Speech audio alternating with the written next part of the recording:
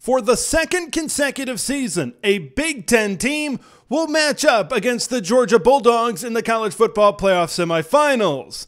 This time the Peach Bowl, this time the Ohio State Buckeyes. Do the Scarlet and Gray have enough to take down the Dogs this time around?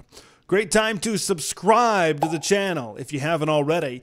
Big Ten content every single day. Always mash that like button to spread the word of Big Ten Ted to the masses. Look, this Georgia team is still a fantastic football team.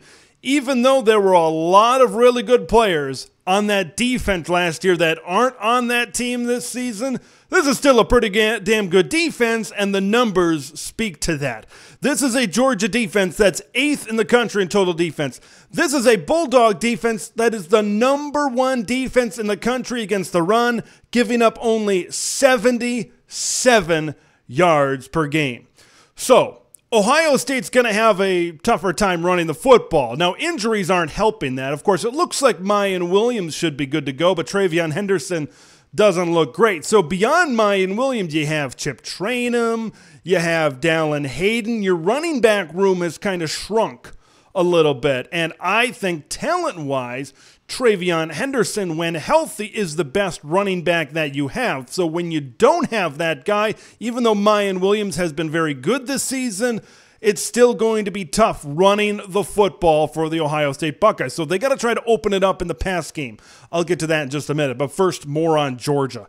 This Georgia offense can do it in both ways. This is a Georgia offense that can run the ball downhill if they want to. They've got a stable of running backs that can get the job done. Or you got a Heisman finalist at quarterback and a pretty good, darn good tight end that can rip it up in the pass game as well. And I think that's where Ohio State might lean into some troubles, because this is a high-powered offense. This is a quarterback in Stetson Bennett.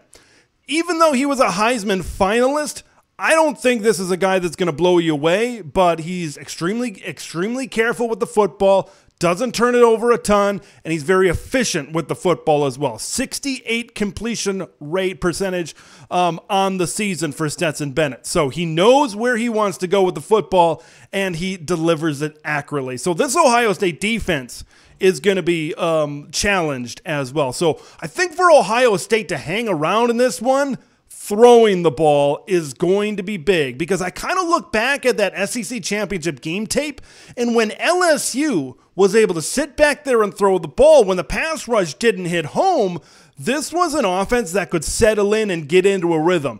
And then so I compare that to what Ohio State has. They got a better quarterback and they got better wide receivers. When you look at wide receivers and you look at guys that can maybe create separation on this Georgia secondary, it probably doesn't get much better in terms of wide receivers in the country than Columbus, Ohio, right? Marvin Harrison Jr., you look at Emeka Egbuka. This is a really good wide receiver room, and that's what Ohio State needs to do. They need to get rid of the ball quickly and go north and south in your passing game.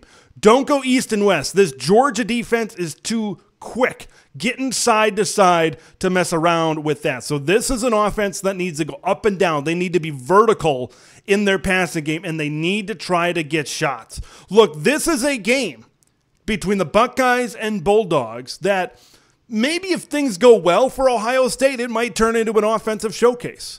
You want to test the Georgia Bulldogs. Look, and you might test them, and they might pass the test, and they might pass it with flying colors. But if I'm Ohio State, I know I'm probably not going to be able to run the ball. I know I'm probably not going to stop Georgia's offense.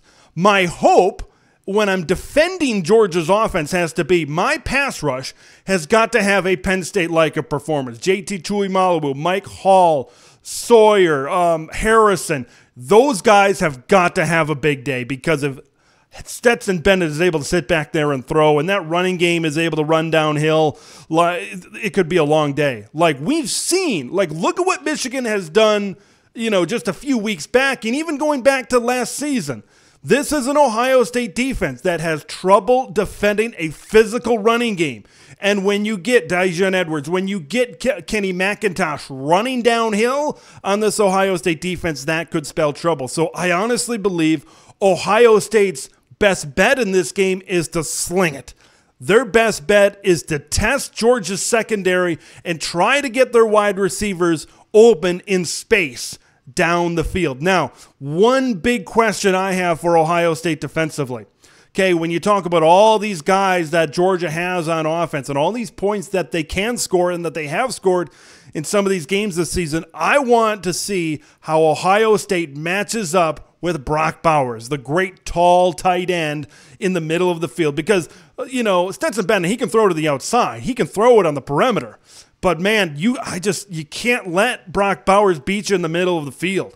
You can't let him run up and down the hash marks in this game. If you do, that could really spell trouble. And, who do you match up against with? Is it going to be a linebacker? Is it going to be a Steel Chambers? Is it going to be a Tommy Eichenberg? Do you go to the safety? It's kind of one of those deals where he's too big for a safety. He's too fast for a linebacker. Brock Bowers is one of the very best in the country at the tight end position. And I honestly believe the matchup against Brock Bowers could maybe sway this game one way or the other. If they're able to keep him in check, and then maybe it's just the outside and the perimeter passing game, maybe they can, reel this Georgia offense in just a little bit. But even if I say that, this running game is still going to have enough. Look, I think Ohio State needs to have a big day. You need to hit those 10-yard slant in routes. You need to keep hitting the middle of the field. You need to keep Emeka Egbuka. You need to keep Marvin Harrison Jr. on target. They all need to have big games with a lot of targets and a lot of catches, I think, for Ohio State to stay in this game. It just doesn't make sense to me